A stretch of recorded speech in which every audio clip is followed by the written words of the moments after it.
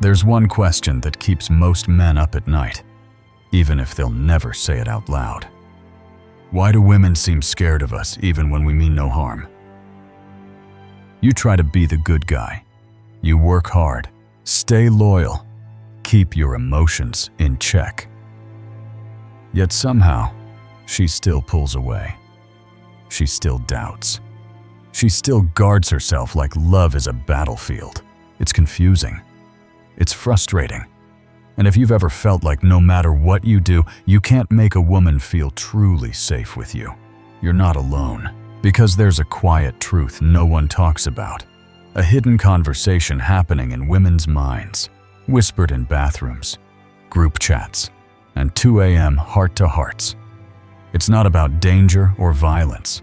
It's deeper. Tonight, we're pulling back that curtain. We're diving into what really terrifies women about men. Not to blame, but to understand.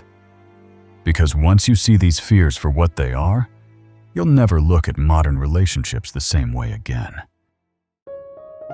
Every man likes to believe he's the strong one, calm under pressure, unshakable, the one who doesn't crumble when life gets hard. But what if the very thing men were taught to be proud of, their control, their composure, is the same thing that makes women afraid to love them? Ask any woman what truly scares her about men, and she won't talk about the headlines. She'll talk about the silence that fills the room after an argument, the blank stare when she shares something emotional, the way his jaw tightens when she asks, "What's wrong?" and he says, "Nothing." That silence is louder than shouting. It's not violence, it's distance, and it makes her feel completely alone next to the person who's supposed to know her best. Men grow up believing emotions make them weak. From the first scraped knee, the message is clear. Don't cry, don't break, don't feel too much. So they learn to bury everything deep enough that even they can't reach it anymore. They master the art of being composed, collected, unbothered.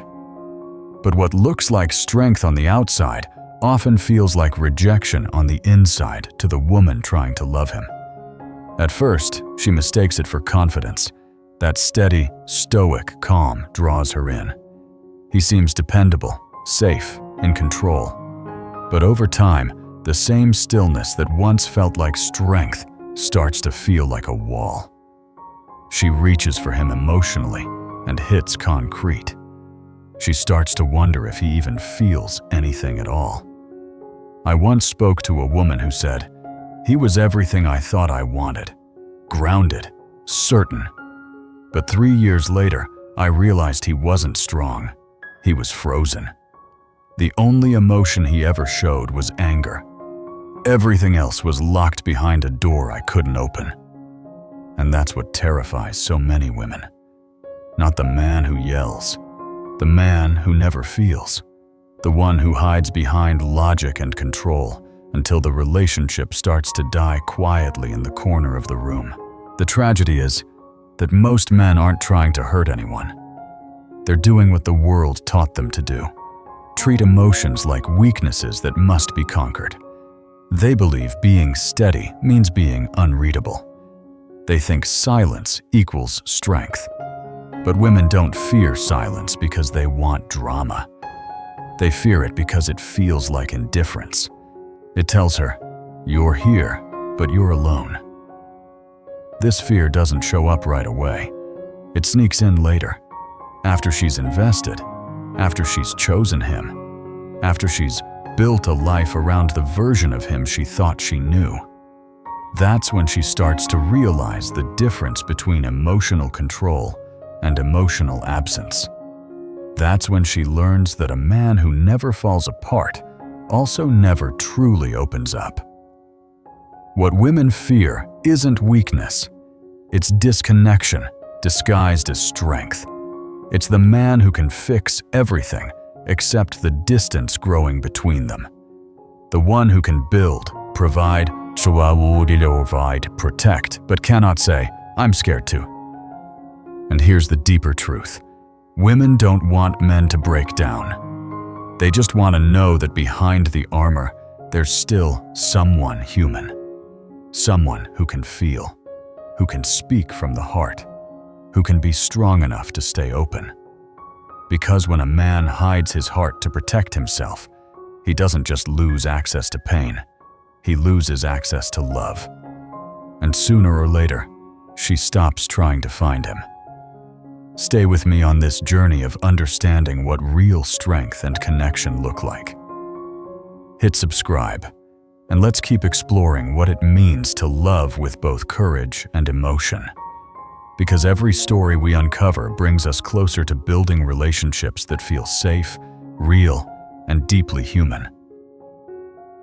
There's another fear that lives quietly inside almost every woman who's ever fallen in love. The fear of being someone's second choice.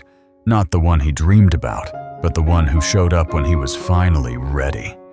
It's a fear that sounds insecure on the surface, but underneath it is something far deeper.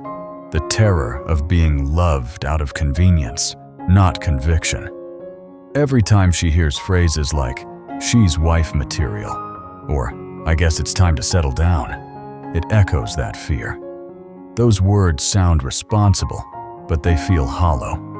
They sound like decisions made by timing, not passion. What she hears isn't, "I choose you," but "you'll do." She'll never say it outright, but it lingers in every small hesitation. When she asks, "Why do you love me?" she's not fishing for compliments. She's searching for proof that she's chosen on purpose, not just because she was there when the music stopped. I've seen that fear ruin good relationships. Women walking away from men who genuinely cared, simply because they couldn't shake the suspicion that somewhere in his mind, he was still comparing her to the one who got away. It's not drama, it's survival, because no one wants to be the safe harbor someone sails to only after the storm of heartbreak. And then, there's another kind of fear that hides behind admiration. The fear of the man who can do everything except connect. The one who can build, lead, and conquer, but can't speak the language of emotion. The man whose competence commands respect, but whose silence builds distance. She watches him take charge of his world, fixing problems, managing crises, solving everything except the relationship that's slowly slipping away. He's the oak tree she leaned on, until she realized it never bends. He's the rock she once relied on, until she needed warmth and found only cold stability. One woman once told me, "He can lead a company, but he can't lead a conversation about love." That's the heartbreak of this fear. Being with a man who's powerful in every area but intimacy. To her, it feels like living beside someone who can move mountains, but can't meet her heart halfway. And just when she starts to question her place in his world, another fear creeps in. The fear of being outgrown. The fear that one day, his success, his ambition, his evolution will quietly write her out of the story she helped him build. Every promotion feels like a small goodbye. Every new circle of people feels like a new audition for her worth. It's not jealousy, it's survival. Because she's seen it happen. To her friends, to her mother, to women who gave everything only to be told, "You're not enough anymore." What she's really afraid of isn't his growth. It's being left behind by it. These fears of being settled for, of loving a man who can't feel, of watching him evolve beyond her, aren't born from weakness. They come from generations of women who've loved men that didn't know how to love them back. Not because they didn't care, but because they never learned how. And the cruel irony is this: what men call composure, women often experience as distance. What men think of as progress, women sometimes feel as loss. It's not that she doesn't want him to grow or lead or stay calm. She just wants to know that in all his striving, he still sees her. that success hasn't replaced connection, that his strength still includes room for love. Because every woman's deepest fear isn't that a man will leave, it's that he'll stay, but never truly show up. There's a point in almost every modern relationship where trust doesn't come naturally anymore. It has to be earned, tested, and proven again and again.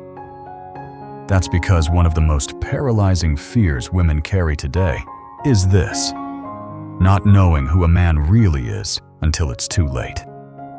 We live in a time where words are cheap, where everyone knows the right thing to say, the right texts, the perfect timing, the carefully curated version of honesty. And that's what makes women anxious. It's not the lies. They expect lies. It's the performance, the feeling that sincerity has become impossible to spot in a world that rewards good actors. So she watches. She studies patterns, tone, timing. Every silence becomes suspicious. Every compliment feels rehearsed. She's not paranoid. She's exhausted.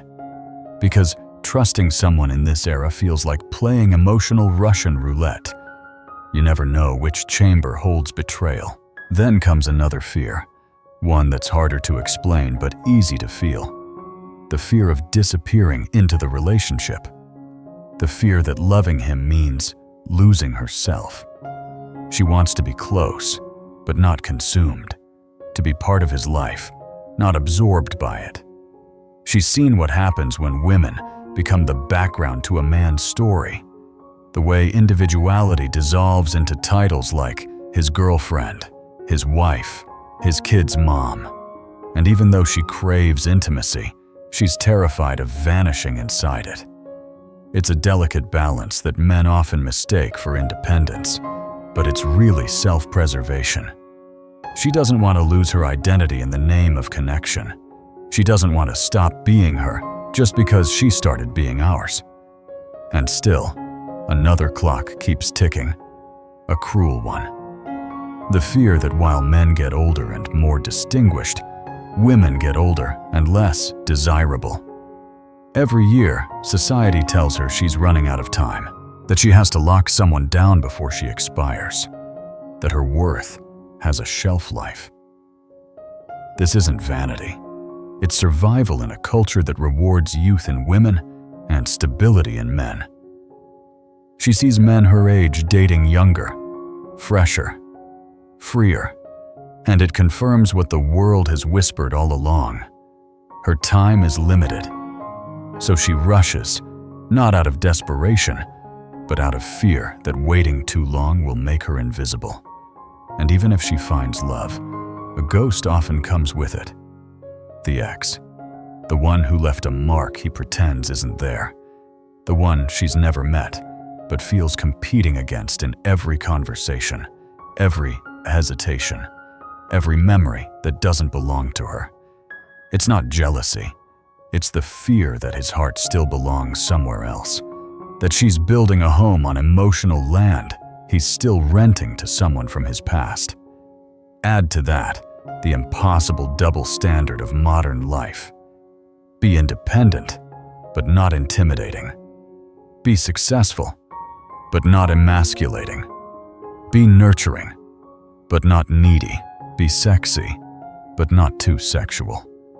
No matter which version she chooses, someone tells her it's wrong, and every label becomes another trap.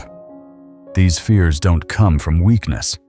They come from awareness, from seeing too many examples of love that looked safe but wasn't, from living in a world where vulnerability is currency and betrayal is inflation. So when she seems distant, guarded, or hard to read, it's not because she doesn't care. It's because she's trying to protect herself in a world that keeps asking her to trust people who haven't earned it. What men call overthinking, women call survival.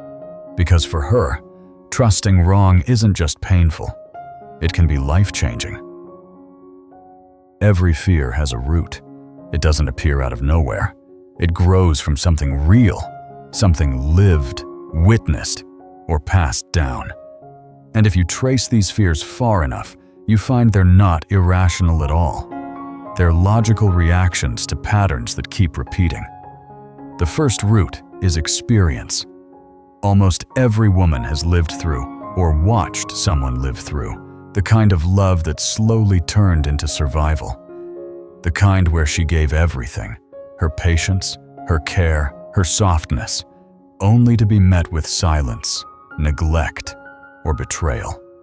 Sometimes it wasn't even her own story. Sometimes it was her mother's, or her best friend's, or a woman she barely knew but still recognized. These memories don't fade. They become warnings. The mind turns them into blueprints for self-protection. So when a woman flinches at small red flags, she's not overreacting. She's remembering. Then comes biology, the kind of vulnerability that no philosophy can erase. Pregnancy, childbirth, the weight of nurturing another life. These moments make women powerful, but also deeply exposed. A wrong partner doesn't just hurt emotionally, it can shape an entire generation. That kind of risk rewires your instincts. It teaches women that choosing wrong can be catastrophic, not just inconvenient. And so the body itself begins to fear. The third root runs through culture. From the moment a girl can understand language, she's told two stories at once. One says, "Find your prince, he'll complete you." The other whispers, "Be careful, he might destroy you." Those contradictions create chaos inside her. Every romance novel promises safety through love, while every crime documentary reminds her that safety can vanish inside it. So she grows up walking that impossible line between desire and danger, longing for closeness, but always scanning for threat. The fourth reason is modernity itself. Technology has changed everything about connection. The same apps that bring people together also make loyalty optional. Dating now feels like an endless buffet. Too many choices, too little accountability. Men can entertain multiple options at once without ever committing to one. And in that chaos, women are left trying to build trust in an environment designed to break it. Love has become fast, distracted, disposable. And that turns even the secure into skeptics. And finally, the collapse of community. There was a time when relationships existed inside villages, families, and faith systems that provided accountability and wisdom. Today, most people are navigating alone. The safety nets are gone. Extended families are scattered. The elders who once taught emotional maturity are now just memories. Without that structure, women face these fears with no guidance, no witnesses, no backup plan.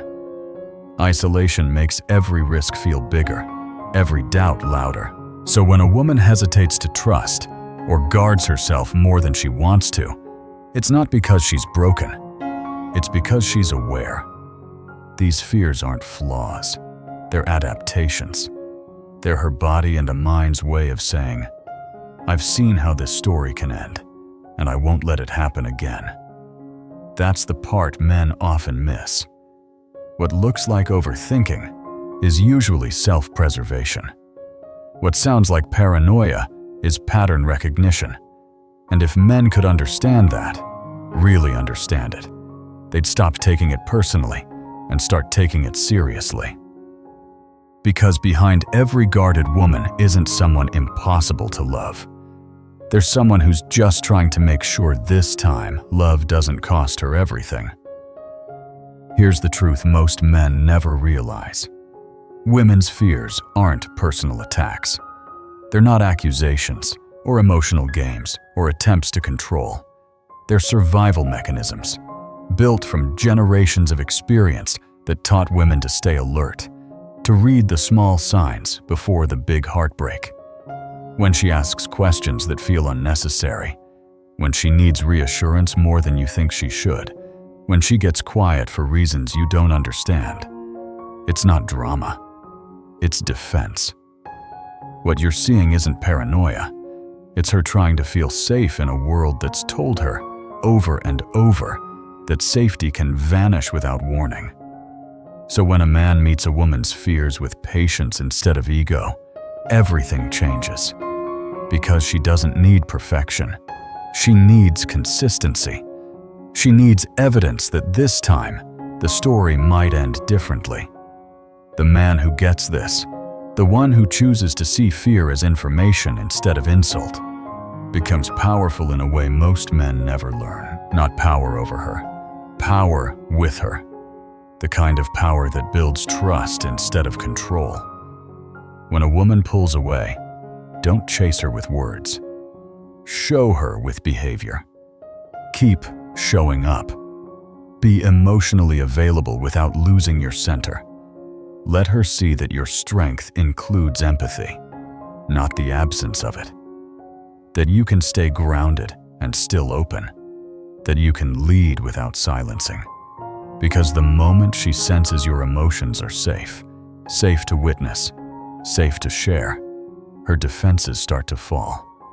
Slowly, quietly, without announcement. That's how real intimacy begins. Not through grand gestures, but through the calm repetition of reliability. And this isn't about becoming softer or weaker. It's about becoming real. The strongest men aren't the ones who never bend. They're the ones who can stand firm and still feel deeply. The ones who know how to hold their ground without closing their heart. Show her that strength, not with promises, but with patterns. See the invisible things she does. Notice the work she carries that no one else thanks her for. The emotional labor, the planning, the remembering, the details that make your life easier. When you acknowledge that, you're not just being kind, you're creating safety. You're telling her, I see you. Choose her openly, not as an obligation, but as a decision you renew every day. Because women don't just want to be loved, they want to be chosen, deliberately, repeatedly, obviously. And when life hits hard, and it will, don't disappear into silence. Step up. Handle the storm with her, not away from her. Be the one who steadies, not the one who collapses. It sounds simple, but it's revolutionary. Because in a world where most people talk about love like it's luck, being consistent is rare. And consistency is the only thing that quiets fear. When a man commits to showing up, not just when it's easy, but when it's inconvenient, that's when trust begins. That's when she stops scanning for danger and starts resting in safety. You don't need to fix her fears.